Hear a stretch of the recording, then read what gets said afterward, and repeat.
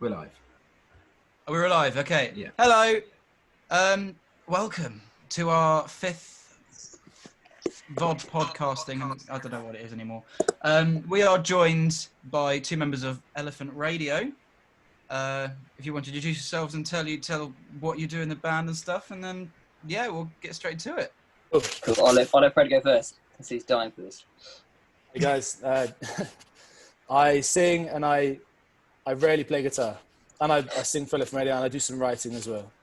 Liam. Fred, what's your name? Freddie. Oh my God. And the thing is, I'm so experienced in these podcasts that I should know how to do this. We've done so many. I'm not doing it a second time. Yeah, that's all right. You don't need to. And we're also joined by Liam. Yes, that's my name. Yeah. And I'm the drummer of Elephant Radio. Yes, I just hit things really for the band. Try to keep them in time. I really do. Yeah, fair enough. Amount of time all the time. And we're going to be joined a little bit later by Archie, aren't we? What does Archie do in the band? So Archie plays the synth. He plays the microcorg. He's very specific. He plays his little microcorg, which he loves, and he won't play any other synth. That's what he ever plays. He's currently in a shower, so hopefully he'll come in with clothes. Hope. I'm assuming this is a PG podcast. Oh yeah. Just say what you want, do what you want. Okay. It's all good. Yeah. That's cool, man. Like, I want to start off by saying that you guys have got a single coming out soon, haven't you? We have. Yeah. Well, we've seen a few clips and stuff of this on Instagram and stuff. You've done a few little teasers for it, haven't you? We did. Yeah. Sorry. No, you go to tell us a bit about it and stuff. So with Let the Good Times Roll, I guess we've actually done a couple of live performances of that. So if anyone's kind of caught on to the Jägermeister, they would have seen the song, I guess, premiered before it's been released. But no, the song's been released on the 15th. We had to push it back a few times because with Spotify, there was some problem with the artwork. It was too pixelated, so we had to bring it back. So it was supposed to get released like last week, but maybe it's a good thing because obviously with you guys, I've seen how well you guys do on the playlist. Often I think the earlier you submit a song, the better it does, or the more likely it will be to be picked by someone that works at Spotify. And I've seen by your latest release, it was incredible. Like you've had what 30 or 30,000 views or something crazy. Oh, I think we got to 46 the other day actually. That's insane. That's crazy. I mean, what did that feel like? Playlist, they do a lot for you. How did it feel to like be there? It's sick. Yeah. It feels really good. It was good. It's just like with our last single, we did a lot of we basically just went overboard on trying to get on Spotify playlists, even if it was a small. It was only like small playlists we got onto, but it's still like the amount of listens you get just from getting on a small place is ridiculous. How did you? And I've heard that it's best to get on the not so bigger ones, just because on the really big ones, you get knocked off pretty quickly. You're only on it for like a week, and then you kind of go back to zero again. Yeah. Whereas the ones that were Look At Me was on, I don't know, I think it was on like 2 or 3 not ridiculously big or not ridiculously small playlists. So I don't know, we were on it for like a month and a half, I think. But no, that's cool. I remember I watched your Jägermeister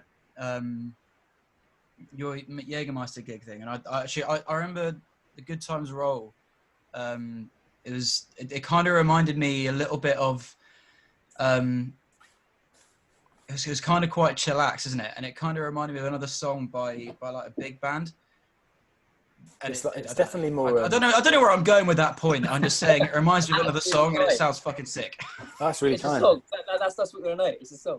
We've got that song. Yeah, it's a weird one actually. I think somewhere on an old phone somewhere, or maybe not. I've got an old voice recording of where that was from. I don't know. Sometimes these songs I often find stuff on my phone that are quite like. You forget you've recorded it, and then you brush over old recordings. It's always really important to keep all your voice notes because of any riffs or anything, any patterns you do on the drums, anything at all. Because you look back and you think, wow. But I think with that song, that was definitely one that was just. Like, actually, Say Nothing was the same. Our first single, we that was done from 2 different songs that were just lost on voice notes, and I just went through them, and you kind of just find these little bits of songs and stuff. And then I went with Joe, and we just sat together and sort of tried to work out, you know, where Let the Good Times Roll can go, and he was helpful at the end of the chorus. We kind of how to move the chords around to make it fit. I'm sure how do you guys, when you write and stuff, how does it sort of work? Who writes the majority of the music, and how does it work sort of? This is actually about what I was about to ask you as well. But what we do, it kind of always goes kind of like Tom comes up with a really good kind of concept idea, but all the parts he writes for it are completely wank and just not very good. And it sounds a little bit shit. But then Liam, I kind of take it. I write the best. I write the best parts. Fred writes all the best parts. He writes everything. Some of these guitar lines that I write, and the drum concepts, and definitely the bass parts. It's all you. You are Elephant Radio. I don't know why there's anyone else. No, I'm so deeply musical, and I got such a knowledge of the theory that actually I don't need the members. They're just there because people feel sorry for Liam because he's got diabetes. So I've got him there as like a token guy that they feel sorry No, that's for. what I'm here for. I'm here for the sympathy. Archie's interesting and mysterious. Oh man. Joe's That's good looking, and Seb's my brother, so I have to have him in the band. So, you know, Your mum gets annoyed. I think it's the same as you. I think literally I come up with a concept, and the rest of the band, luckily for me, are a lot more musical than I am. So a bit like Tom, I think probably I bring in a very simple version of the song, and then everyone writes their own parts on it. So yeah, that's it always goes guys because we're all such diverse musicians that I always tend to make it as proggy and as weird as possible, and then Ryan always makes it as bluesy and as soul-y as possible, and then Seb's like, nah, chill out, let's just mash it all together. That's literally how it usually happens. That's like our Seb. Our Seb is the same. He just says, chill out. I think actually I think everyone's got a different. What I've worked out is the longer you play together, the more everyone. So for instance, Joe loves Pink Floyd and Tame Impala, and I think if it was down to him, if we'd always followed his inspirations, we would have gone down that route. But luckily we all pull each other in different ways, that by the end of it you bring in that little bit of what you like into the song. Yeah, 100%. And We always listen to one, don't we? Well, I think like Seb studied music. One of you studied music as well, didn't you? All four of us did. Yeah, well, we met. There you go. Like that. That's incredible. Oh, so then you'll know sort of what I guess the theory side is so important. So I guess you guys have already got a really good standpoint when you first walk in with the concept. You'll know like from what genres you're pulling from a little bit and how to sort of I guess put it together. Must be really good having like 4 people as well who can mix. Or is that bad?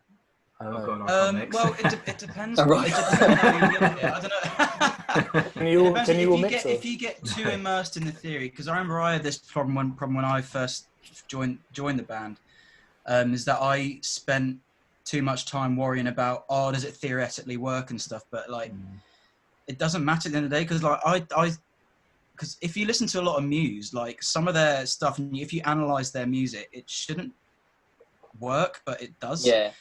And you've got to kind of have that point of, especially when you're writing contemporary music in the style that we all do, you've got to kind of just take a seat back and just kind of turn that side of your brain off and just think, okay, what is going to work best? What actually sounds good? Regardless of why it sounds good or anything like that. I don't know. How do you what is your general writing process? Do you? I have to admit, like, I mean, I think it depends on what I'm listening to fully. Like, if I'm listening to some music, like, I don't know, it really does change. When we first started this band, I was listening to a lot of Travis. I was listening to a lot of Oasis. Travis. A lot of Travis, though, like a lot of Travis, because I feel like his style of writing was very structural, like verse, bridge, chorus, and a lot of their songs structurally are very nice. So I was like doing a lot of that. So the more we played together, and what I've worked out as well is what you guys might realize is the quieter you have your songs, no matter how nice they are. If you're at a gig with lots of people and you want to get them moving, you can't really have those really nice, like lovely songs, because We've lost Liam. I'm back. So I'm just getting a Coke. That's all right. you can't really you've got to really tape your style to a live gig, and that really affects, I think, how you. If you look at our first album compared to what we're releasing now, like, it makes no sense. Anybody out there, what we have released in Raining, compared to our first EP, which is much more, I'd say, you know, a lot more like Travis and Tame Impala, dreamy sort of stuff. It doesn't work as well live because unless you've got, you know, unless later on down the line we can employ and have more musicians to play on them because there's so many more parts to make them interesting. Like if you're just limited to 5 people, often like you'll struggle to connect with what was done on the recording. Whereas if you do a live track and you make it heavy and you make it pulsing, I think like it's easier to replicate that live. And I think the more I started listening to more bands like the Strokes that really like work with like minimal style. There's 5 members and they really work with just like that's what they have and that's what you'll get. And I think the more stuff we've released down the line on the record has been like just purely us as a band playing like one guitar, one synth, one bass, and just trying to work with what we've got rather than sort of working with loads of different instruments to then having an anticlimax when you get to the live performance because it's, you know, you haven't quite got the means to create what you created on the recording. No, I get you because we kind of had something. This is going back into like, it must have been about a year and a half ago now, and we kind of really analysed our set. I don't know how you guys looked at this when you started playing as well, but we in a half-hour set we've tried not to put like a slow song in it. We only play our slow stuff if it's a 45-minute set because the set is long enough to bring it down for a little bit, to have like a little break halfway through. We used to have we still do have a song that we play in our 45-minute set called Welcome Home, but we don't play it in our half-hour set because when it's a half-hour set, you want it to be punchy. You want people to be dancing. You want to be running around and stuff, having a good time. And like I don't know, we certainly learned that unless it's the last song. Unless it's the last song you do, like like a closer.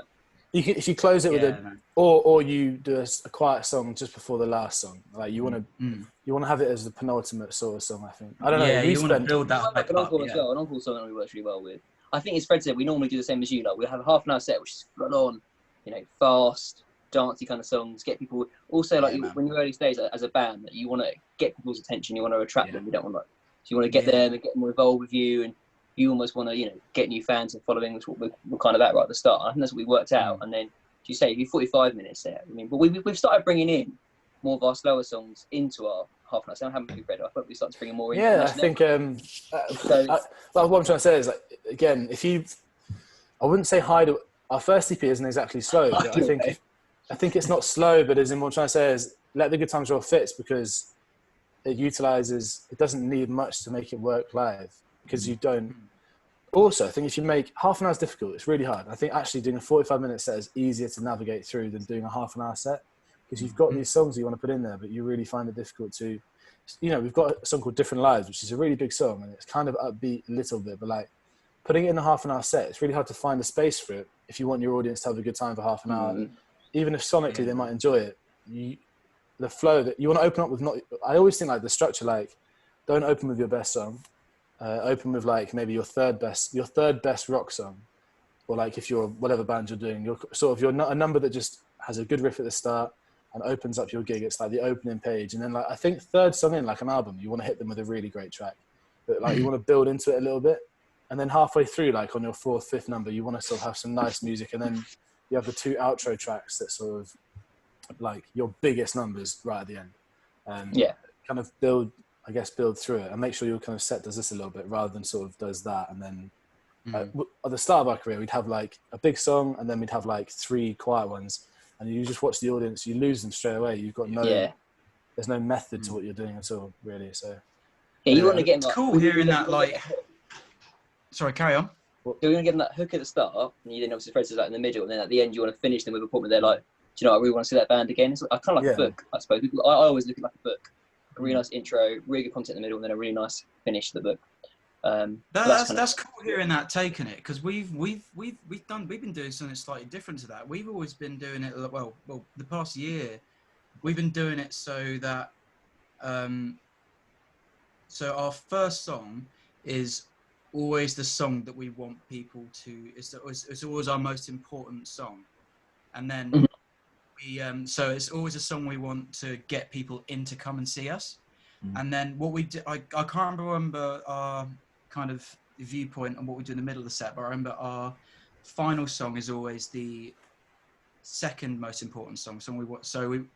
we want to go out on a statement. Those are the kind of ways that we've been looking at it. But we want to make sure the middle of the set is still, we want to make sure the middle of the set the songs aren't all sounding the same. So you want to have some different feels. So for example, we've got our song, which we haven't released yet, but it's a song called Dance With Your Heart that, it's our second song in a set, and it goes straight from tropical, which is a really punchy, really out there, like, oh, it's gonna bring you in, it's like, and then it goes down to Dance With Your Heart, which is kind of it's not slow, but it grooves well, and it's quite a nice one to dance to. What's our third song in our set, Ryan? Jesus, I can't remember. But you guys, I mean, I think I'd say you guys like dip into a funk a little bit, don't you? You're quite funky, like. Yeah, I think so. You'll have to totally look at your set differently, because I think for us, like, we may have started dreamy. I don't think we're there anymore. Like, we've changed all of our bios from like dreamy pop rock band from Eastbourne to sort of just, I guess, alternate. Indie, You guys have got like a really, really nice. I do too. Yeah. I think for me sorry. I was going to say as a writer, what I try and do is, sorry, my voice is going from the singing earlier. That's all right. So basically, I think for us, I always say there's like three pillars of a set. So you start with a song that's punchy and powerful, and and I think if you have to, my view is have enough confidence in your set that they'll stick around for the most important song. So like, or one that they need to hear. So like, start off with we've got a song called 1 in a Million, which is a good song. But I think, and that was our start song. We might move it from that to Makes No Sense, and then from that we'll sort of move, and then make sure you've got like punchy song, a song that's not punchy but it still really holds them, and then a different style a little bit, and then back into a punchy song, and just do that again. So it's like a waveform. And then you've got like the middle song, and then at the end you want to finish. I think we usually finish with Let the Good Times Roll. We'll probably go back to finishing with Anybody Out There. Yeah, we used to Anybody Out, didn't we? But like I think Let the Good Times Roll at the moment, because it's our new single. I think that's been our focus point at the moment. What? So I've got a question for you guys. Like on recording, have you changed your outlook on how you record or where you record? Have you gone into a studio yet, or do you do most things at home, or how do you guys do it all? We. For the past 3 tracks we've done, we're releasing them at the moment. All of that was we have a producer that we're quite good friends with, and we just go to his house, and he's got like this little studio in a garage. So we recorded everything in there. We sat down and did all the production with him, and we also sat down and did like all the mixing and stuff with him. Because like none of us are like competent enough to like mix to a really high standard. So we've got our actual producer that does all of that stuff for us. But we are going to be recording again in July, and we're going to be doing this a little bit differently, where we're going to be recording, I think, just in Tom's bedroom, straight into Logic, and then just getting all the raw files like that, and then sending that straight out to the guy that produces for us. Brilliant. I always think you're guys. What do you guys do? What's your? Do you have like a favorite we used to record. So we're very fortunate. We used to record at our guitarist works at Eastbourne College, and he's very, very good. Like, he had a whole studio there, which we were able to kind of get access to and use. But now we've started using a professional, well, not professional, it was a very professional studio, but an actual recording studio, which is called Echo Zoo, which is literally just down the road from Freddie. I'd recommend it, as it's local to you guys as well. It's really good. Like, genuinely, they've mixed loads of stuff. They worked with loads of amazing bands, and it's just a really cool place. It is a really cool place, and I think that's probably where we're going to record our next kind of. That's where, in the future, that's where we're going to keep focusing on and keep recording there, because it's a really nice place and it's local to us. So it's just like really easy to go to. I think we had the one thing I'll say is, maybe you guys saw this at the start, was having recording stuff as a group. It's really hard, because when we first started, when Joe was doing everything, like he was doing, like, setting it all up, mixing it, all that sort of stuff. The problem we had was like all the pressure was on him to make it sound good, and like he became less of our guitarist and more of our guitarist and producer, more producer. So therefore, we'd have input and thoughts about how we thought the song should go, and he was in charge of that, because we couldn't afford or go with anyone else. So like what we do is put a lot of pressure on Joe, like. And we'd almost treat him like the producer, and like that, it became less fun for all of us, because we lost our guitarist and had a producer that you know, had the relationship as a band member, but it wasn't really like that. So it became like a conflict of interest a little bit. Massively, and the band also felt that. Yeah, so then we spent once we recorded that, we spent a year recording 2 singles called Raining and Anybody Out There that we recorded, that he recorded on the, Joe still set up the recording gear because that's pretty easy. He hasn't got to worry about the mixing and stuff. That was the biggest problem for us, was the communication with that, because even though he created some amazing, like the first EP was amazing, it's very, very stressful because, you know, you want to have your guitarist and not someone who is finding it difficult, you know, all of as a band to communicate. But then, sorry, my last thing I was going to say was we then recorded the parts for those 2 songs in the Burley Centre. So it was really crisp recordings. We sent them off to a guy called Jags Kuna, who he worked with Primal Scream and like he was on a Creation label. And I think I had a personal contact with him a long time ago, and I think he did a really good job. And it wasn't necessarily he did a really good job with the songs, and they sounded really cool. I think the later stuff that we've done is a lot more like us as a band. I think what he did, he'd never seen us live before. We didn't ever meet him.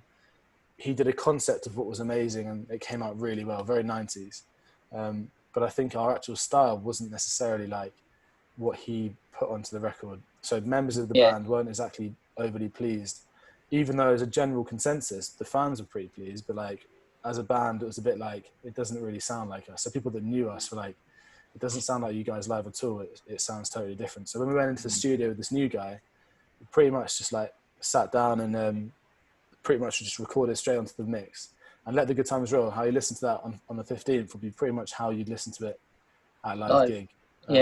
Also, the person who came in, who did this now, he also came to those of our shows. He'd seen us play, and he knew we were like. So he knew our sounds, and that was, I think, was really important. That he knew us, and he knew we were like live. He really captured that really, really well. Like, he focused on our individual quirks as we play and our sound. Do you guys think you'll stay with the same producer for a while, or do you kind of see yourself definitely. you like him? I think for now. We're really happy with Matt. I have a question for you guys. How do you record your drums? Because if you go to like a home studio, do you record it electric, or have you got an actual like place where you record it with So lights? what we've been doing with recordings now, I think this is something we've learned over the 5 years of being a band, is that live shows and recordings are usually are really, really different situations. And something we've learned about recordings is that we should kind of, it's all got to be, you've got to be thinking about the final product and how much money you're putting into it, because money is absolutely everything. And you can, and what we've been doing, especially in the past, I think since Keep Me There, we've been doing program drums, as in like Seb hasn't been playing drums at all in it. But what the reason for that is because it saves so much time in the studio, because recording drums is so hard. And it's a nightmare. He's so good at it. He's so precise in and everything he does. But it also takes a little bit of stress off him as well. Yeah, and it's that whole mentality of, okay, we've got to do what's right for the recording. When we get a bit bigger, hopefully, and when everything is when we've got money to basically throw at mixing and time in a studio, then we can start, because live drums are always going to sound better if you've got the time to put into it. 100%. I mean, I'm very fortunate we've had the space to do that, because I understand, because with the Burley Centre we've been able to do that, and I think it's so important if you have the opportunity to do that, because for a drummer point of view, it's like your signature on the song. Whereas like with MIDI drums, you don't get your signature. It's like it's very robotic. It's very much, whereas you've got an actual proper drum kit, you can add your feel and add your kind of your actual kind of taste onto the song. It's like when you play the guitar, like you'll strum it in a certain way, and you'll play it with the drums, you'll hit them in a certain way, and get a feel. You won't get that ever for a MIDI kit. Like, you'll never be able to capture that like you would do with a live kind of kit. So I think from my point of view as a drummer, I'm really grateful for the band, because the big thing is cost.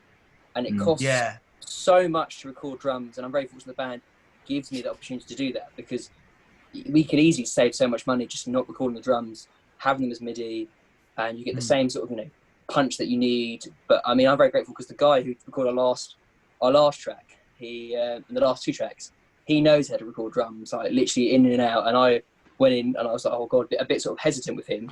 And he grew on me, and he was like, actually, no, this guy really knows. And the last product, I'm like, wow, he's really caught me as a drummer. Does that make sense? Really got me as a player. Yeah, man. It's And like that's a why I depth. think- Well, there's the same as if you program. I think bass guitar sounds so much nicer when you plug it when it comes out of a mic. There's the depth as well. Like, I think on the drums, if you can capture that, you've got to pay for it. I think it's like it's one of those things you have to go into a studio to do drums properly.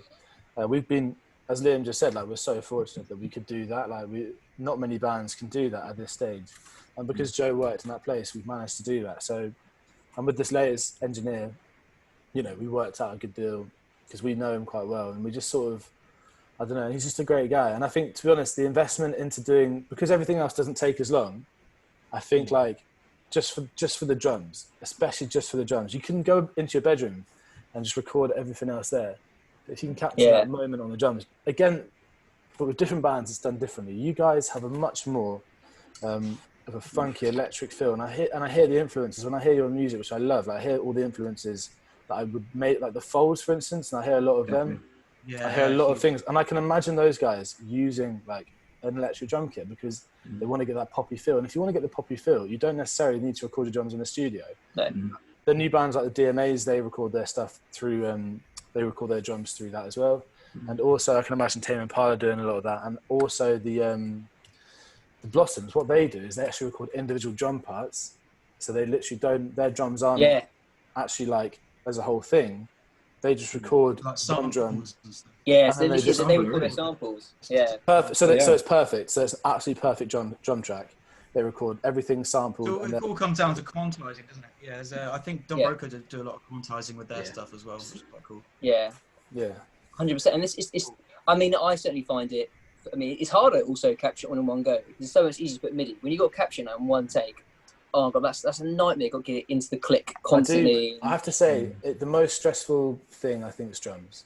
Yeah. In the studio, everything we do is, you know, I can do loads of takes. You know, Liam has. It's first of all tiring. I think, you know, once you get to your fifth take, if you don't get it by that point, up until the 10th, you're getting more tired and more likely you have to wait until the next day or the next week or the next month. And that's stressful thinking, if I don't get it today, I've got to wait a very long time to do it again.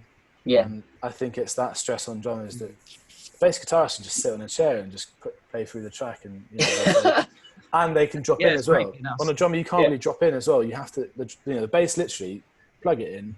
And if you get a note wrong, they say, okay, drop in at that point. It's pretty easy. Same with singing as well. Like we do a few whole takes and they just drop me in. Drums, it has to be one full take, and it's enormously stressful. Like, you know, it is, but it's fun at the same time. I do love it. And when you finally get it, it's like, yes, I've done that, and that's me on there, and that's like a really nice kind of feeling. But I understand, you know, we started doing with our live stuff at the moment. I'm recording all my drums through MIDI drums. Apart from our most recent one, I've actually gone in and I've changed. So on our next live gig coming out, I've actually put all my mics up and recorded it properly for like, audio. And I've let kind of Joe play with it. I don't know how it's going to come out like, but the past couple of times I've been doing it through MIDI because it's just easy. So I've been recording all my drums with my electric kit, and basically that's how I'm sort of doing it. Obviously getting the live kind of feel. And the more I'm doing it, I'm like, I can see why people, you know, do this. It's so much easier. It's so much easier. I'm worried about the sound. The drums sound exactly how you want it. And if you don't get it exactly right, you can just move the little bit of MIDI and move it exactly where you want to put it, and you can get the bass and kick where it is. But yeah, that's really interesting to know how you guys do it. So I think every band record differently. Yeah. I certainly know in the bands that I've been in the past sort of 4 or 5 years, each band I've been in, I've definitely recorded differently as we do it. So yeah, that's very good. Yeah, cool. I was going to say one thing. Your tour that you were going to do, how did you book it, and what process did you guys go through to do that? We sat down for a really long time, just asked every venue. We go to venue, approach the venue, ask who their promoter is, get the promoter's contact details, contact the promoter, rinse, repeat. Okay. For hours. Really? What we always try and do, this is something we've learned, especially when we're gigging in towns outside Brighton, because we're not as well known, obviously, is that we always try and aim to get the main support slot. You never want to be a headliner because everyone will just leave. Yeah. Usually when a band's headlining, that's the biggest band of the night. So we try and get the slot right before them, so people are starting to come in. And that's what we usually try and get, is the main support slot. You want to, I mean, Yeah. We haven't set Sepultura yet. We need Sepultura, I think, as a band. I don't know when looking at very depressing looking at music. Yeah, no, news at the yeah. moment. I was reading about it on I have a crappy Huawei phone, but the one good thing about this phone is I've got a news section that's really good. And I was just scrolling through it, and I was thinking like it was like death in the music industry, like it's not going well, like blah blah blah. And I was thinking, shit, man, like it's not. I shouldn't be swearing. Sorry. That's all right. I did it earlier. Yeah, I swear really like. Yeah, I know. I was thinking you did it earlier. I was thinking maybe I can as well. What was I saying? It's not looking great. People are saying next March until things will start going back to normal. Mm-hmm. Some people are saying that it really won't go back to normal. Like, it's not great. Like, especially It's for going to be us. a difficult thing to recover from, definitely. Yeah. I think for artists, 100%, and for venues as well, because as I say before, like, you're going to have to worry about the spacing.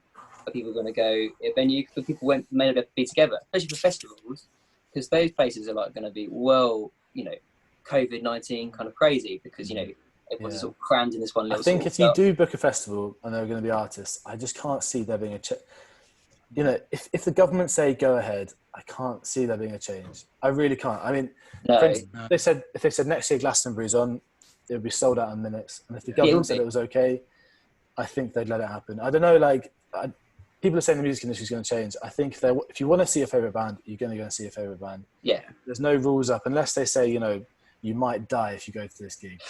Yeah. So I'm going to go because I'm not going to stop wanting to go and see my favourite bands. But I will not go if the government or if anyone warns me not to. So if there's no warnings not to, if there's no, once they open it up, if there's no death, if it's not seeing a spike, then I won't have a problem in doing it. But that is a problem for us as new bands trying to get a bigger audience.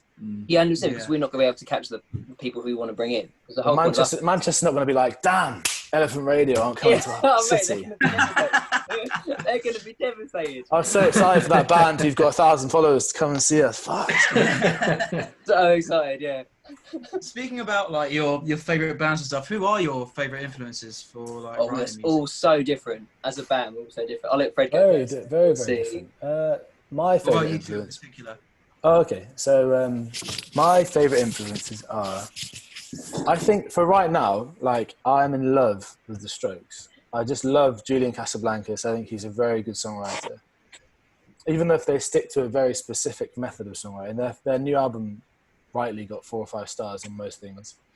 And it was really nice to see a comeback. I like them. I like him because he's an interesting frontman. And I think as a frontman or as a musician, you base yourself on different people. I think you are yourself, obviously, but you do try and you look at other artists and think, who do I have in common? How can I stand on stage? You want to look as natural as possible, but that does come from watching other people perform. So I think watching, The Strokes perform, it gave me elements of how he stands on stage. And it was actually much more like how I would want to stand on stage. Rather than watching Liam Gallagher or anyone else, Liam Gallagher, if you stand like Liam Gallagher, you are the worst. As in, you're ripping off Liam Gallagher. Yeah, and I think, and at the beginning of when I was doing this, I used to stand with my, my hands in my pockets and behind my back, and but because as a frontman, what to do with your hands is really weird. If you're not playing a guitar, it's odd. You're sort of wondering what to do with your, unless you're holding the microphone, you can't really figure it out. And for a long time, I went back into playing guitar again because I was thinking I don't feel natural on stage. But then I took too long to tune. I didn't really feel comfortable that way. So I think for me, the biggest part of my influences comes from actually having things in common and finding little bits that I have that replicate and resemble other bands as well. I think Oasis are one of the biggest ones just because it's 2 brothers in a band. I think back in the day, that's all we used to listen to. And the Beatles, for me, my biggest influence, apart from all the other people I mentioned, you've got the Kinks, you've got loads of 90s bands. I like Tame Impala. I love the DMAs. They're amazing. My favourite band of all time is a bit boring. It's the Beatles. My favourite artist of all time is John Lennon. I just love John Lennon. I think he's the best. I think he's the coolest guy. Even if he's got some, suspect little things that he did. For me, I think that makes him even more interesting. And I think as a songwriter, he was very emotional and very cool. So I'm deeply inspired by that whole band, and I think you can find influences in their music in every other band you look at. So, what about you, Liam? So I think what Fred said, I mean, obviously when Fred writes the songs, for the band's point of view, when I write my drum parts, I listen to Fred a lot, and I listen to what Fred's into and what he's influenced by when I write songs, and then I'll then go for that. So like the Strokes, I listen to all the Strokes and get that drumming. Like, right, that's what Fred kind of wants, and I'll take that. Does that make sense? That kind of like, I listen to what Freddie wants from the song, and I'll do that. But for me, as a musician, I'm very different to Freddie. I listen to a lot of heavier kind of music, and a lot of like, I mean, I've been getting sort of jazz at the moment, which I know our synth players really into actually, but I listen to a lot more heavier. So I'll listen to bands where Fred hates them. Like, whenever I play them, it's like, oh my god, like the Architects, it's got them. Bands like Periphery, and I think it's just the drumming. For me, it's that kind of, it's because it makes my mind kind of think more about drumming, because it's Matt Halpin is a beast, to be fair. He is so good, mate, and the way he able to play on the drums, I'm just like, what is he doing? And actually, my setup is completely inspired by Matt Halpin. So I go with a bass drum, snare, and floor tom setup. That's my only setup, and that was completely inspired by him. No other, like, I literally just have that setup because it's cool, because it enables you, for one, to be seen. And I'm a very small person, so I want to be seen on stage. I want to be seen. I want to be a big sort of character on stage, or else I'm sort of hiding behind this kit, and it enables me to be seen. And I love it, and I love the way I can just sort of experiment on just two drums. I think people like looking at it, and that's what actually got me into that style of music, was looking at Matt and being like, how the hell is he making that on just two drums? Like, he just goes floor. I remember when I first heard of Periphery back in like 2012, when Periphery 2 had just come out, and it was it was like a live drum video of, I think it must have been a song like Make Total Destroy, and it's just, I was just watching him go absolutely mental on this kick, snare, two floor toms, and it was just, it's incredible, a ridiculous amount of cymbals, and it's just absolutely killing it. It is good. It's absolutely incredible to watch. So a lot of Animal vs. Lead as well I listen to, because like he is incredible drummer, and I look at him like, and he purposely like only hits like a certain part of the drums, and he's so precise. I'm like, how is he doing that? I analyse. I'm a real nerd. In fact, my background on my phone for ages was the Icarus Lives music score. Yeah. But with your favourite bands and stuff, do each of you like I mentioned? Oh, mate, we're hugely diverse as well. Like, but what I mean is, do you look at, like Liam's just said, he looks at he likes to look at the drummer in a band. I like to look at the singer, and if I have things in common, do you guys do the same thing? Do you sort of listen to bands and think, I like this because I resemble things that they do, or you love the music, but it also helps that you can see a bit of what they do inside your band as well? Well, personally for me, like, I always see, I go complete reverse. I always listen to the vocals last, if that makes sense. Like, the vocals are always the least of my worries, because I'm always listening to because I'm a real nerd in how instruments kind of blend together, and I love how, like, especially with, like, because I'm a huge prog metal fan, with my favorite band is Tool, and I love how like the guitar, the bass, and the drums all kind of lock in together, but how they're also really separate instruments. How they're, because I don't think there's any other band, because it's mostly just because the guitar parts are mostly just rhythm guitar parts, but it's also like how the bass is doing something completely different, and it's so rare to find a band that, like, especially in the metal world, where the guitars and the bass are doing something completely different, and I love listening to that kind of stuff, and how then the drums kind of comes into it. But that's always what I'm listening out for. And, like, you heard of the band Carnival? Oh, yeah. Oh, so good. Yeah, really good. We saw those guys live, and were you with us when we saw them live, Nick? No, I wasn't, because like I'd only known you for like a month or two, and you're like, oh, we're going to see Carnival live, and I was like, I don't really know them, I'll look them up. And then when I eventually looked them up, because for some reason it took me a while to look them up, you guys had already seen them, and I was like, when you go to see Carnival? I love them. Oh, we saw them last week. I love that. I was like, no! They've got an exceptional sound. I'll have to play them. They won't be your thing, mate, but I'll play them, because the sound, the bass and drums in particular, are just... No, I love Carnival. They're great. No, I love them. They're sick. Like, who's Tom into? Who does he listen to? Tom's into Jeff Buckley. He will always go on. Yeah, really? He listens to a lot of pop music as well. Yeah, if we were going into like what we listened to, if we go back and sort of a little bit into like the writing bit, sometimes me and Tom flesh out songs when we're writing them, like a lot, and we've got this huge playlist of artists that we want things to sound similar to. So if we're after like groovy bass tracks, we just have a whole section of pop music with these really sick bass lines and stuff, and we just do that for like every instrument, and then sort of like, you can pick and pull from there. Wow, it's crazy to hear how you guys do this. That's really it's such a cool way of doing it. I mean, I think we do. I guess does Tom, when he writes the concept, does he have the song fleshed out? Does he have like the structure? He'll Not have, really. I don't know. I would say yes. I would say, well, yeah. To be fair, like, I would say he'll have a chorus and a verse. This is how we've done it with a few songs. He'll have a chorus and a verse, and he'll come to me with it, and he'll be like, "What do you think?" I'll be like, "Tom, that is just shit," or I'll be like, "You know, good." Kind of, it won't always be good, but you can hear like a hint of where that song can go to. sure. So he'll have something, and then you know you'll go over his for like 6 or 7 hours, just sitting there fleshing out something, and hopefully by the end of that you'll have an idea that can spare into something. So I think. Go. Sorry. I was going to say like then I'll start. Okay. When as a band, I think when we do it, it's I'll usually have. I need to feel confident that I've got a track that, because when we meet up as a band, we don't live together. So like or at least we don't.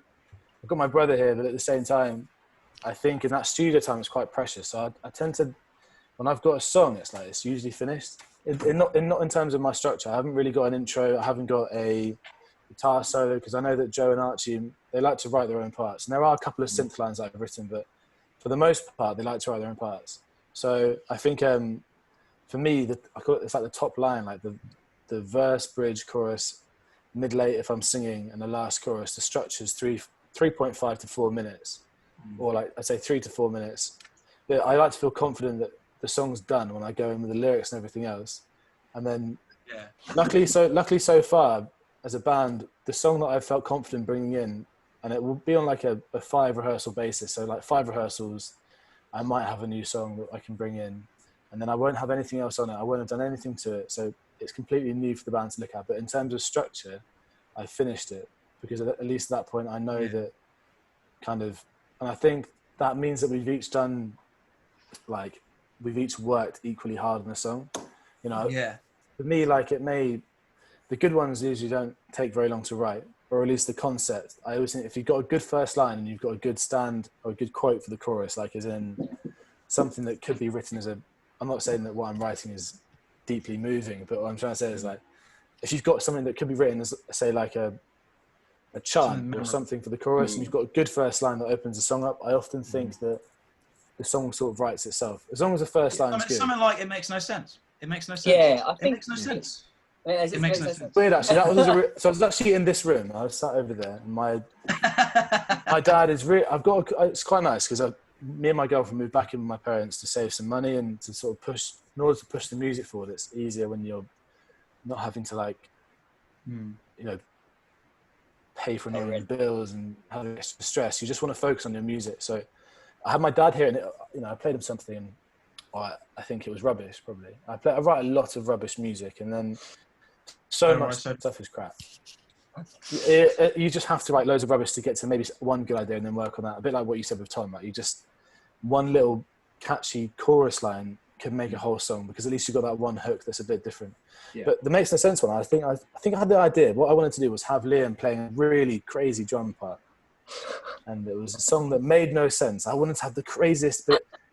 All the instruments would come together somehow. In my head, it wasn't going to work, obviously. But I had this concept of a song that was like, you know, everyone was playing a crazy part, and it made no sense, basically. When I sat down, that's insane. That is so funny. It was amazing. That's literally just, so when you're singing that, are you just literally shouting at Liam, "It makes no sense"? Yeah. No, that was the idea the day before, maybe the week. I had this idea for a little while. I wanted to write a really jungly sort of song, like a really sort of like really tom heavy, you know, just crazy song. Anyway, I sat down with the guitar, and I was like, I want to write a song that makes no sense. So the first thing that came out was the whole song.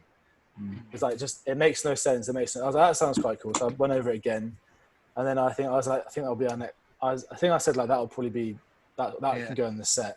But often with these songs as well, you forget about them and you kind of write them down, you record them, and then you just bank them because you've already got your set. And the most annoying thing that I do that annoys Seb is like, I'll write a new song that I think will fit in the set. And even though we're working on a new set, I say, guys, I've got a song that's probably better than that last song we were working on. As a band member, I'm probably quite irritating. I think I'm definitely. You sent me, mate. You sent me like literally like song of the day. I think if I gave you the option, you would. I think you would send me. I'm trying. I've written rubbish. I can't write a song at the moment. I'm writing some seriously bad music, and it also I'm so uninspired. I don't think that exists. I think you're just uninspired. You need to find a band that. Anyway, I'm uninspired at the moment. I'm listening to. I'm in Carnival. Yeah, man, listen to Carnival. That'll bring it out.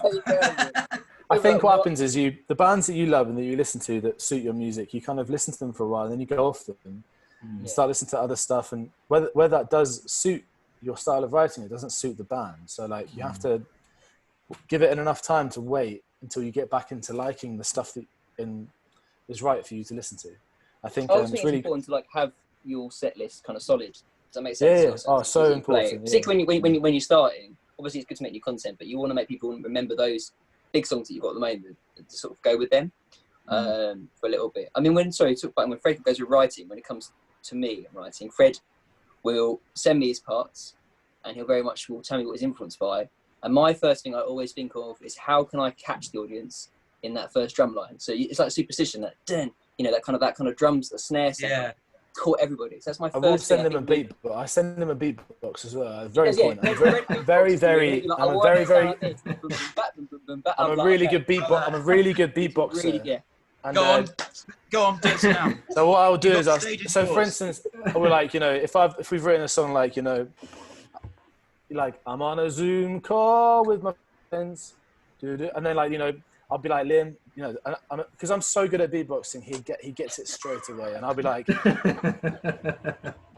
I'm like, Liam, you just got to feel that sort of, I'm like just playing with it, and he's like nodding his head, looking at the band members, like, what is this guy doing? He's nuts. Like, it's when you do the hand signals. And I do the hands, like, that's like Liam. Yeah, Liam, drums. Play the snare, Liam, a bit louder. And that kick has got to be really good. I'm like. God, it's like speaking to Tom about drums. It is. let the singer and songwriter yeah, that's what I want. I'll be like, let the singer let the singer write the drums and it'll all be fine. It'll be fine. Just let the singer. It's got 5 limbs. It's all good. Speak for a little while because if they've got to be heard. They're very, we're very insecure people. We want to be heard, but we will not listen to your finished product because we just want to make sure that you listen to us and that we've said what we needed to say. Seb will be shaking his head. I always take what Fred says, and then I'll then process it, and then I'll then sort it out, so I know exactly what it is that he's trying to do. Right, I want to quickly talk about, because I noticed we're a bit aware of time at the moment. Like, I want to talk about a little bit of the content you've got, because some of the content is just hilarious. And I was stalking your Instagram earlier, and it's just like the thing that I genuinely laughed out loud when I saw this, but the All By Myself video with when lockdown first started, I was pissing myself. It was just before lockdown. Brilliant. So it was just when so basically it was just advised to people with like medical conditions like me to not basically isolate yourself. Basically isolate yourself. So it was Fred's birthday, and it's quite a big one this day, and I was like, me and Fred called and we spoke about it, and I was like, I can't really come. Just the way it was all sort of set around, and obviously with COVID, we were like, I can't really come to this. So I was like, but then Fred was like, let's make something funny out of this. Let's do something funny. Let's make an actual video, to highlight almost everything going on. Let's just make it funny. So that's kind of the concept, really. I'm diabetic. I just couldn't come. If you watch it, what is your like kind of thought process when you're doing that kind of content? Is it just stuff that kind of comes naturally? Oh my god, I've got a great idea. Let's do this, or is it I think with that particular song, what was it? What were we doing? I think what we'll do is we'll think what's going on at the moment. What is funny? Like we did these interviews with Archie called The Green Screen because he's funny and he's very unique in the way that he like. Talks. He's quite witty. So like you want to basically utilize what everyone's good at in the band. Like I wouldn't necessarily be the best at holding an interview because I'm not he's obviously, you know, he's a lot cleverer than I am. So, but there are other members who do different things well. So, for instance, Liam would be a brilliant. Liam's just great at talking. Is so good at talking, and no one and. But you can't hate. You can never hate him. He can talk to you for 2 hours, and you'd be happy to listen to him.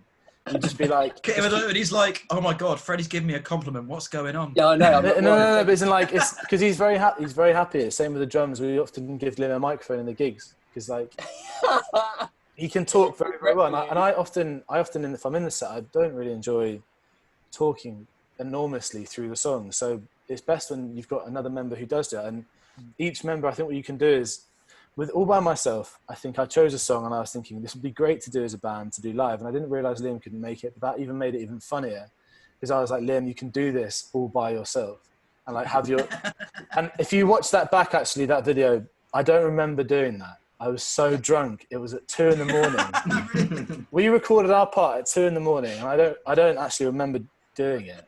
So, yeah, if you watch that back, we actually are as drunk as we look. So, yeah. And I'm sober as I look. It's on their Instagram, so take a look at that. That's hilarious. I think for the most I'm part, gonna look at that so differently now. They're all pissed out of their minds. Yeah, they are. For the most part, I think for content that's funny, I think but your content's equally good. I look at your Instagram and it's so color coded so well. I think even if you've got a video that's almost out of place, it doesn't, because you've almost, all of your borders that you do and everything you do is so clean and nice. And I think most of that is Tom sorts out most of our content, which is good.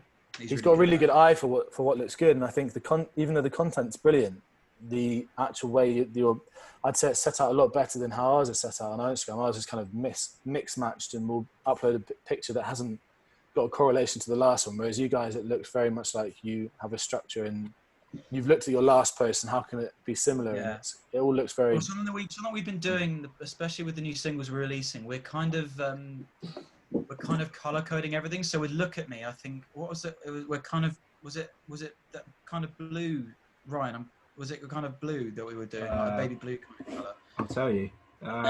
Pink. Oh, he's looking now. So we kind of made a lot of our artwork. So our artwork for "Look at Me" was blue, like a baby blue kind of colour. And what we did for the photos we released around that time, we made them like the backdrop kind of blue. What we were kind of wearing was kind of based around that. And then for this one, I think a lot of it's kind of more green, as the single we're releasing on the 15th of May, same day as you. Oh no! It's the new Britpop. We're gonna slam you in the press. We're gonna slay. Oh, Luna Blue. What? Those guys go. They club seals, you know. Give me the new blur. We kind of turned everything a little bit more greeny. So the artwork is more green. So we kind of, the photos we've released in the past week have been more green and stuff. And kind of all been trying to make it like a bit of an I don't know, kind of more like a time era of different things. We've been trying I like that. Fred, what colour? We go for colours, do we? We don't look at colours.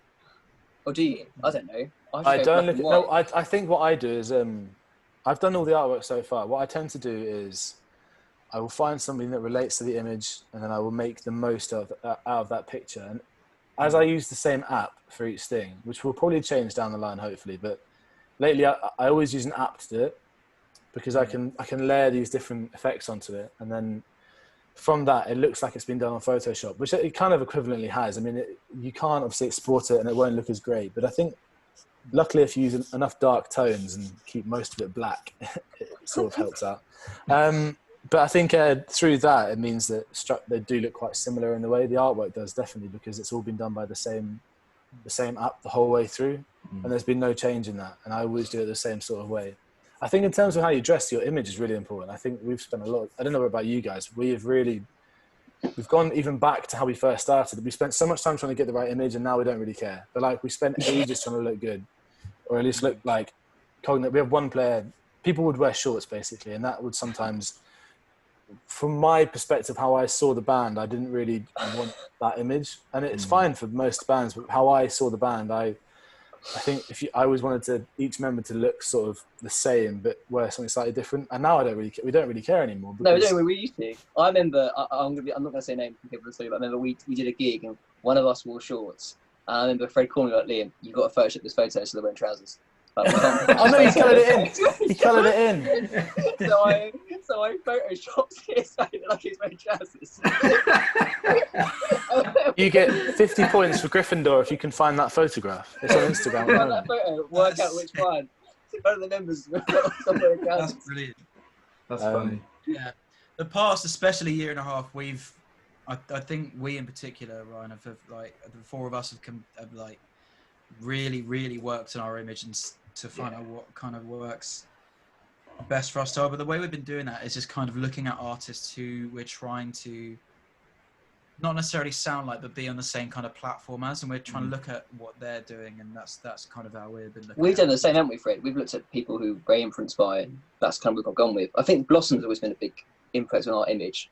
I certainly know when we first started, it was always look how the Blossoms look, and we try to be the same as them. We almost, I at one point almost wearing exactly the same, but what the drummer wore, apart from like their big glasses, but we were trying to be like that kind of image. That kind of like. Well, I think, to be honest with you, we probably still are, and I think the more down the line we go, it will all change, and you'll kind of like you'll realise sort of different ways to look on stage. I think, you know, as of right now, the most important thing is to have a good set. So I think we stopped looking at how much we dressed and tried to get the best set possible. I think, and also if you look at all of your favourite bands, I reckon they don't care as much as you care at the start of your career on how they dress. Because the more you play, the more you realise it doesn't really matter. You could wear a pink bikini, and if your set's good, they'll forgive you for it. I think. What I was going to say was I was going to say something. Do you want to? What we could do is I was thinking maybe we could. I didn't realise the songs had been released on the same day, so we could actually maybe as promotion stuff we could, after it's been released, maybe we could bring the two bands together to do something. We should. Yeah, that would be really good. That'd be sick. That'd be cool. I don't know. Not necessarily a gig, because I wouldn't want to do. You know, I don't know if we can do a gig. Maybe we can. We could do an online gig. Something else. We could do something else. Maybe. Yeah. COVID related. Okay. Yeah, we could either do an online gig, or we could when it's space to do, or we could do something like this. Talking. I don't know. We've kind of done this already. We can kind of do a gig. Yeah, That'd be exactly. cool to do. We could figure. Tell you what. Let's Let's talk about that after we've done this. Let's just putting it out there. Yeah, that'd be cool. Sure, that sounds sick. I want to ask about the Jägermeister gig, because how did that come about? Because that's insane. We do a lot with a company called Benamou, a promotion label up in London, and they're really, really supportive of us. They're really, really good. So we do a lot of gigs with them at Camden Assembly, and they're just so supportive. The guys who run that, they've always been in our we kind of got involved with them early on, and basically they emailed us and said, look, they are got a deal with Jägermeister, so whenever we do a show with them, we normally get paid in Jägermeister. We get given a bottle of Jäger and obviously money. That's always the thing we'll get, and it's always been that kind of, and that was the thing with it. I think we got a bottle of Jäger with this. So basically that's how we've done it. They kind of link up together, and we've been able, I didn't actually realise it was going to go, I thought it was going to go on Benamou's, but it went on actual Jaeger's official YouTube, which is amazing when I did that, and that was really, really cool. It's fortunate that one of our, have you guys played at Camden Assembly yet? We haven't. I'll do it. We can. I can put you in contact. I can put you in contact with Simon. Simon's really great, one of our biggest fans, and he luckily runs the Sunday sessions at Camden Assembly, and because their sponsor is Jägermeister, you know, we were very fortunate because we love it. You know, we've got a really good relationship with Simon.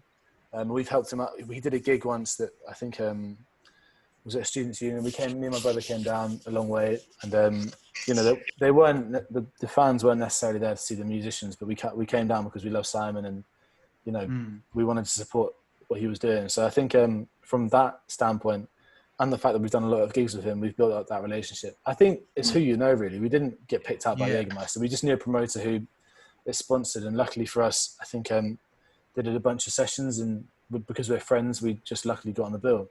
But it turned out to be very fortunate, and you know, it was a good way for us to work on a new way of recording stuff. Really, it was nice. Yeah, 100%. Yeah, you've got to pull the strings if they're there, haven't you? Like, it's always but I think options to trial doing to record stuff as well. So we will like do that as well in a different way.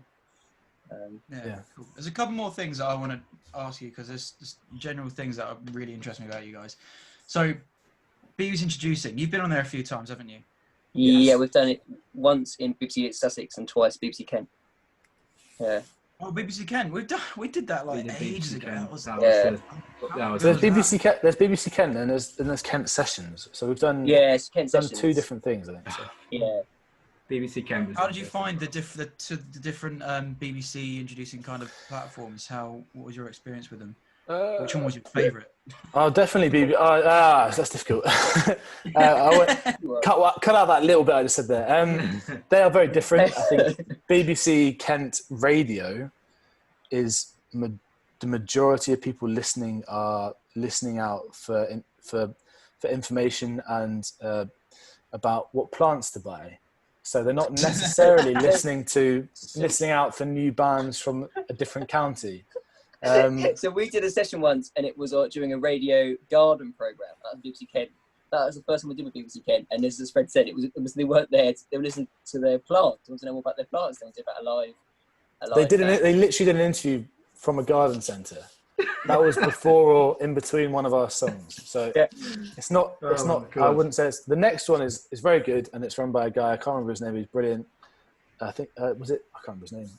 His name is. I can't say it right. It's Casey or. Casey. I was going to say Jesse, but I think it's Casey. Casey He runs it, and he's brilliant. And he also runs the BBC Introducing for Kent as well. This wasn't BBC Introducing for Kent. This is BBC Sessions. Kent Sessions or just Kent Yeah, Sessions.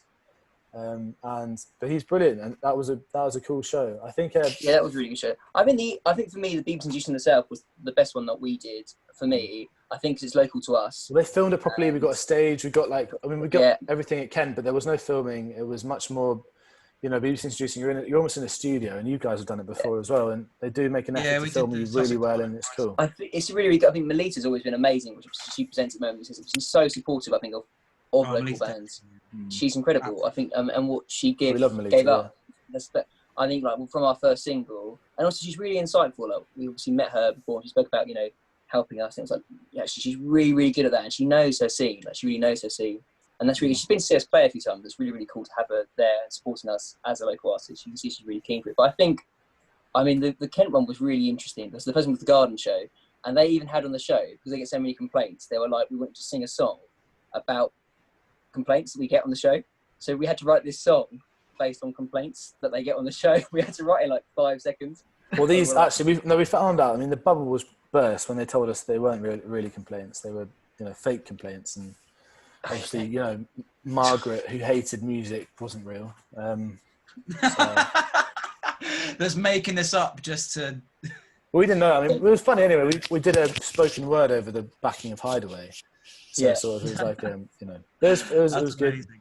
Well, so what were you going to ask? BBC. Are you going to ask about which one was better? I'd say they're both equally good, but I think obviously for us personally, Brighton is a home away from home, so we'll always want to. You guys are Eastbourne, aren't you? We're Eastbourne based, yeah. But we always want to be at Melita. We love Melita, so anything that she wants to do, that we'll always get involved in. So Melita. I think Melita. I think we're exactly the same. Yeah. What about you guys? How many have you done? We've done. We did 2. They're both in 2018. Once in July 2018 and December 2018. That was cool. I actually think about it because I remember we did our introducing session, and Melita was saying you were going to have you guys next week, and you were going to have an orchestra. And that's when we first kind of got wind of you. Actually, was from that. She was like, how was that? I watched the show. How was it to organise? It came across really well, but how was it? Was it difficult or? Well, one of the courses that I did at uni was arranging for orchestra, and I also did like music A level and stuff like that. So it's kind of just like different skills that I've picked up, and from like, because when I was a teenager, I was like trained to be a classical trumpet player or something like that. So I've always been a part of all these orchestras and wind bands. So I've just always met and known people who play like all these different classical instruments and stuff. So. And then being at uni as well, doing music, all these musicians, and genuinely you just start making friends who want to be involved with stuff like that. So I arranged all the music. I've got Sibelius on my laptop, which I use a lot, and learn to do and stuff. And then you just arrange the parts of the songs, and you kind of like listen to the production that our producer had done, and then you just kind of score it all out, and then it just kind of happens. You get a rehearsal in, and then you go straight into it, and that's basically how it happened. To be honest, it's just a very gradual thing over the years. How it's just something we kind of learnt to do in a way. Oh, that's amazing. That's incredible. So yeah, cool. I mean, I'd love to know that radio at some point. I think Seb will be amazing for that. We've Nick, you're a lot like my brother. He's Yeah. he went to Durham to study music and obviously did the arranging with the Sibelius, and he loves arranging music. So I think Really good fun. well, down the line, it's nice having people in the band who have that.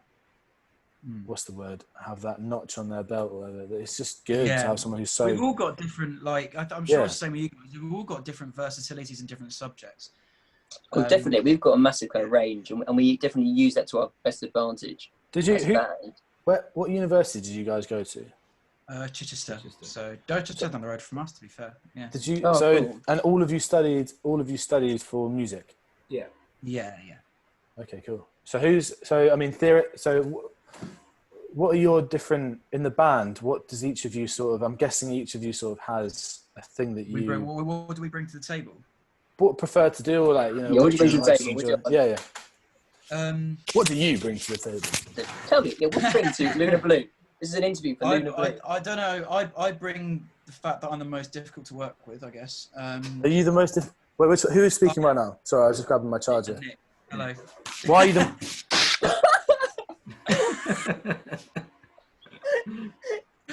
That's good. That's good content. You can. That's good. That's very good content you've got right there. Sorry, yeah. No, like I'd like to think I bring like that orchestra stuff, that kind of theoretical side of things to. Why are you so difficult? Why do you put yourself down like that? Are you, funny. Ryan, is he a bit of a dick? Yeah. So that guy, there's a guy called Liam he's a bit of a prick as well. Oh, it's a nightmare. Absolute nightmare to work with. I've never known someone who's just as bad to work with. I think Tom's very Tom's the bloody workhorse of the band, to be honest. Oh yeah, he's the powerhouse, literally. Like serious, he does like 5 or 6 hours every. If you want to get Tom Horny, get talking about spreadsheets. He loves. Really? Is he very? Yeah. We got logs Google absolutely sheets. Man. Everything we do. It's insane. Like, it's, so what? I don't know. What's in your Google sheet? Is it when you go to the toilet and stuff? Is it like general like? Oh man, it's not far off. What do you mean? What do you mean he logs everything you do? Like, so if you want to like know how many Twitter followers we have and how many of them engage with us and how many of them we're talking to at the same time, like you ask Tom, oh yeah, I've got a spreadsheet on that, I can just give it to you and stuff. Yeah. That's spectacular. I feel like I'm behind the scenes. Analytical, business-wise, and what we're doing song-wise, he always writes down whatever we're doing, which is a really good thing. Names the fans, locations of fans, and stuff. Yeah. Writing. Liam, I write a lot, don't I? Fred is definitely the powerhouse when it comes to writing. He writes. No, but isn't like writing as in paper writing stuff I'm awfully good at. And I think writing down information so people can read it is like lyrics. I love writing down lyrics. Yeah. And notes for Liam to play on I just, everyone's always saying, Freddie, stop writing lyrics during rehearsals. We don't want to read your lyrics anymore. Like, No. So, no, in all fair, I'm joking. I don't write anything down. I really am rubbish at writing. I love your lyrics, though, mate. I love them. Oh, that's very kind. I just don't write them down. It annoys the band a little because I'm dyslexic, and I don't really enjoy writing anything down. It's probably very frustrating for the band because. Well, I think it's when you don't know the lyrics you're still trying to work out the lyrics of your own song. Is there anybody out there? I think you only had the lyrics. That was signed it for introducing. You were like, I've finally written the lyrics now. We were like, basically, I wrote the lyrics for anybody out there the day that we did BBC Introducing, and that was enormously stressful because that was being recorded. And as we were singing the song, I was thinking. When you're like mapping out a song in your head because you don't know what it is. And before that song was sung, I just finished writing the lyrics for that before the show started. But I think that probably says less about probably makes the song sound worse. I mean, writing lyrics, if you do want to spend more time, I think the more time you spend on your lyrics, often the better they'll sound because the more thought goes into it. Either that or the less time. You don't want to spend any middle ground. You want to either make it sound really great like a poem or you want to make it sound as shit as makes no rubbish as makes no sense. It was like it's got 4 lyrics in I think the whole song. So I think You know, you don't want to go. Yeah. There's not much middle ground. But do you guys help Tom with the lyrics, or does he do all of it himself? He likes to like get in his own little bubble and do that because whenever he's doing it, he always he's like, it needs to come from where I'm singing from, like which is perfectly understandable, and like and what he does is amazing. So yeah, I have to admit, most of your to all of your lyrics I love. Like it all fits really well. I think I don't know. You guys have got a real knack for like making songs just fit really nicely and making them sound they're so colourful. Like yeah. You should hear our old stuff, mate. It didn't come straight away. No. Our old stuff, quite rightly, cannot be found anywhere. I found some old stuff as well the other day before the band started. It takes so long. I mean, I think Elephant Radio is my first band, but I did have one makeshift thing which was dreadful, and I wrote some songs for that are none of them are used in this new one at all. But I've still got our first ever recording we did together, the song "I Want to Be," which it never went ever that high. Yeah, I mean it's still my favourite song. I listen to it all the time. It's like, oh, of course. I want to be a bird. I want to be a bird in a tree. Yeah. Is that a guitar? I love the guitar. Yeah, be a bird in the tree. It's so original and inspiring that, you know, we couldn't put it out there because fans would be like, whoa. What is this guy saying? What is everything else that the other members like bring in terms of like bring to the table that you guys all Absolutely do? Nothing. I don't know. Absolutely nothing. It's all Fred. For everything. So I think Joe is definitely, when it comes to recording, Joe is the master, the god. Like, he knows mic position perfectly. He knows the drum tuning. Like, I don't ever tune. Joe always does the tuning. He always be like, yeah, do this, and this. And Joe's got real knack. Also, when it comes to when we play live, Joe is the guy. He's done so much in his past, his jobs he's kind of done before, like doing live sound. He'll always be the one. So when it comes to doing live sound, Joe will be the guy who will just straight away talk to Joe. If anyone comes up to me and goes to me, what do you do in drum sound? I always say, talk to Joe. I just point at him and I go, talk to Joe, because he'll be instant, I want this, this, and this. And he also has the technical knowledge. I think Seb is the glue that keeps us all together. I think without Seb, I think we would all just fall apart, because he's just like the rooted person. He knows everything. He's so musical theory, and he's so like on it. He just knows everything. He's very black and white. Yeah. So it's kind of, it makes it easy to have an argument. Sorry, makes it hard to have an argument when you've got someone who kind of doesn't really pick a side ever and is very sort of. It's so neutral. So it's very neutral. It's so good. I think because me and Fred, we are definitely like the most. We always wear our heart on our sleeve, very like emotional. So like easily when we get like into something, we'll be straight away. I remember then me and Freddie. One of my favourite stories with me and Fred is we had an argument over Raining, because I think Fred wanted to release Raining and I didn't, because I was like, but the song was making sense. Like, it's not raining indoors. Like, people aren't going to get that live at gigs. And I remember Fred was like creasing up on the phone, and I was getting really like annoyed about it. It's so like minor, and it's such a minor thing. But I was like, I don't think we should release a song yet. So then we spoke to Seb, and me and Seb had a good 2-hour phone call, and he like completely like calmed me down and stopped it all from going the wrong way. Because I think maybe you guys along the way as well, like Liam's saying, like, I don't know whether you guys have calmed down on your opinions. I know we have massively. Yeah, we have massively. I have a big problem with being. I'm very impulsive because I'm ADD or ADHD. So I will post stuff that I think is fine and not tell the band about it. And objectively, it's okay what I post, but you need to always tell your bandmates what you're doing, because then it's not a band, then it's just it's a different. It's one person, isn't it? I think we've always done that. I think we were to begin with we all wore our heart on our sleeve always. We're all very passionate about the band, which is good. I think we're less. I think the moment it's much more. The more you do, like as you guys are saying, like the more of a business it becomes, and the less time you have to be emotional. Like, there's no point. Like, 100%. Trying to like fighting over artwork and all that stuff. You find someone who can do it. You do it well. You don't argue saying maybe I can do it better. You just find one way to do that thing and keep doing it like that, or you get someone else to do it who's outside the band. You know, if you everyone's got their own way of doing it. Yeah, it's good. Yeah, 100%. I think we definitely learned. I've learned that very. 100%. You got to do it that way, and it makes life easier, because there are just conflicts all the time, and it's not going anywhere. You know, so I don't play Liam's drums, and I don't try and play anyone else's parts. It makes it easier if you just section people in different. Everyone's good at something. I think with content as well. Like, I don't know if you guys are the same, but like, with content you put out, like if it's separate to the band, you want to make sure that each band member is doing something that that they're funny at or good at, and then you can't really go wrong because you're not trying to be someone that you're not. I feel like I don't know. Exactly. No, I agree.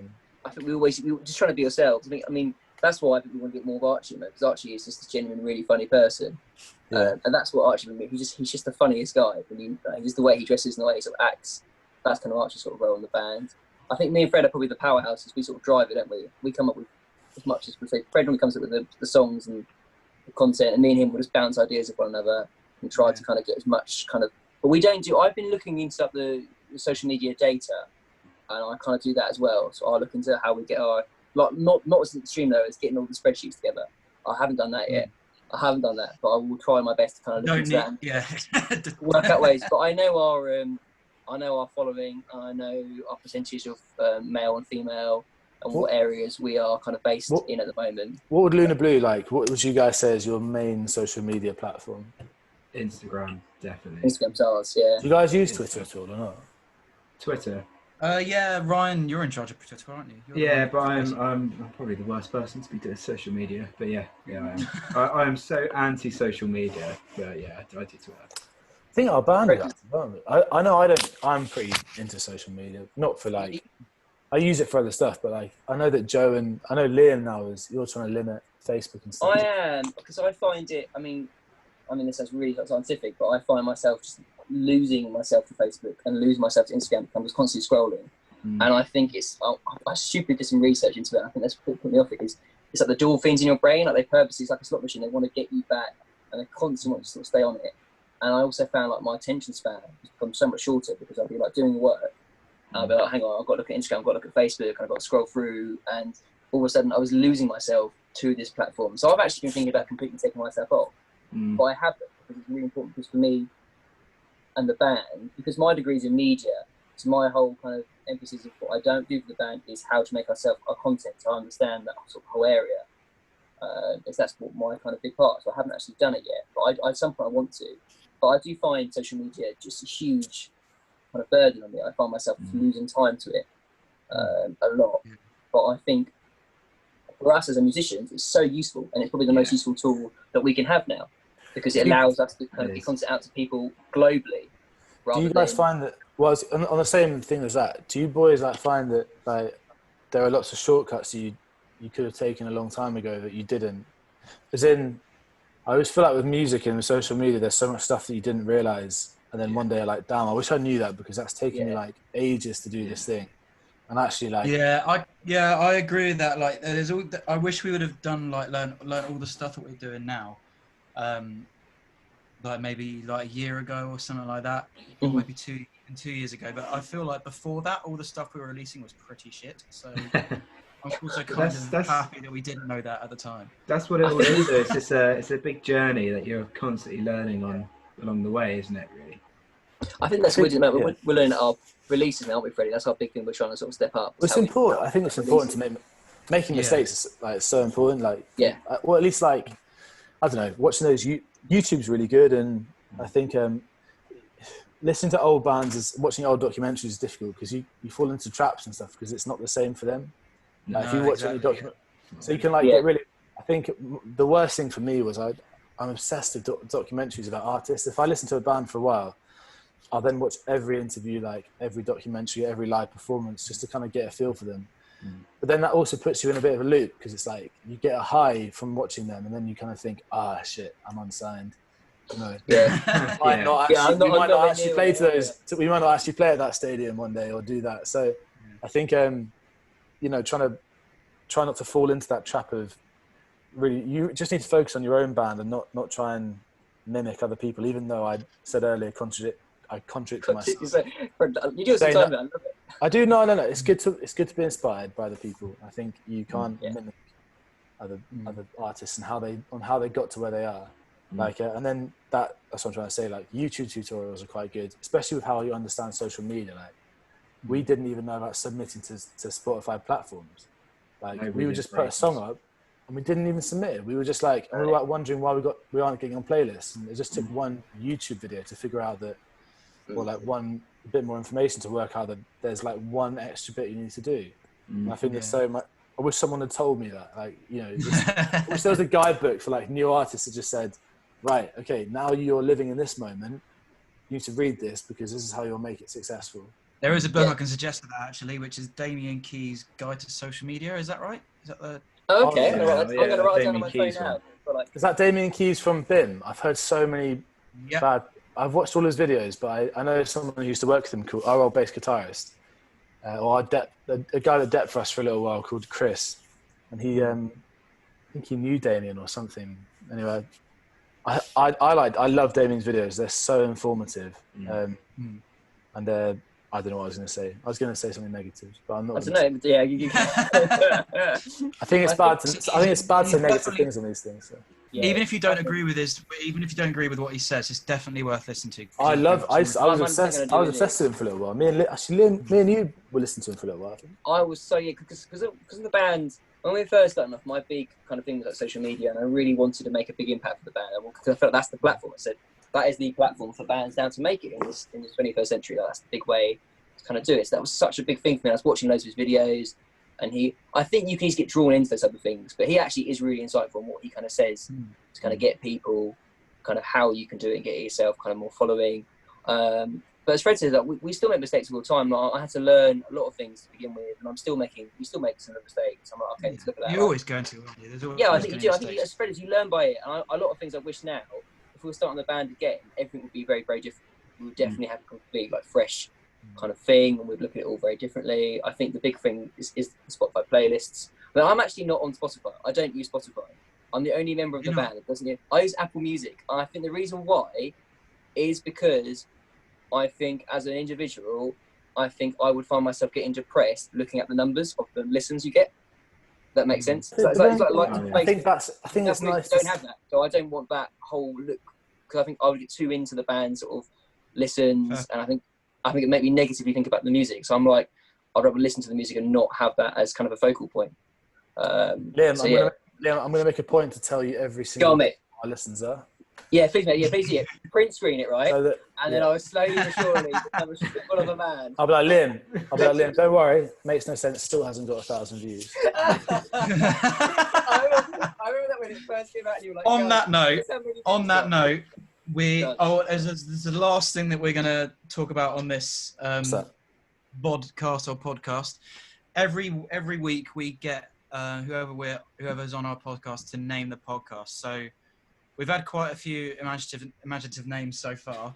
I think our first one was, I don't know, this is not a podcast, or I think 5 guys talk crap for an hour. Okay, that was our first one. So you see, we come up with like. Okay, Fred, what are you thinking? I can't get the word gravy out of my brain. Gravy. Do with that what you will. I just don't know why.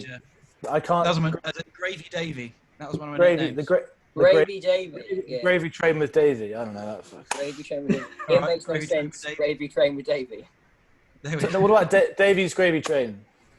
Davies Gravy Train. Davies Gravy Train. Yeah, fine. Okay, Davies makes no sense. It makes no sense. That might boost our views on Spotify. So. On that note, lads, it has been an absolute pleasure. Yeah. I've absolutely loved this. It's been brilliant. Hey, we should do it. We should definitely do it again sometime. And also, on a separate note, let's try and work out a way to promote both songs. That'd be sick. Yeah. Okay. We'll think something. Fred, should we get them on our podcast? We'll get one. 100%. We've got our own podcast. Do that. Let's do it. It's way more dysfunctional. Right. It's way more dysfunctional. Yeah, it's very different. We have to go through that. Do that.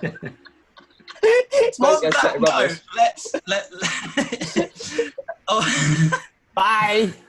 Bye. Bye. Bye.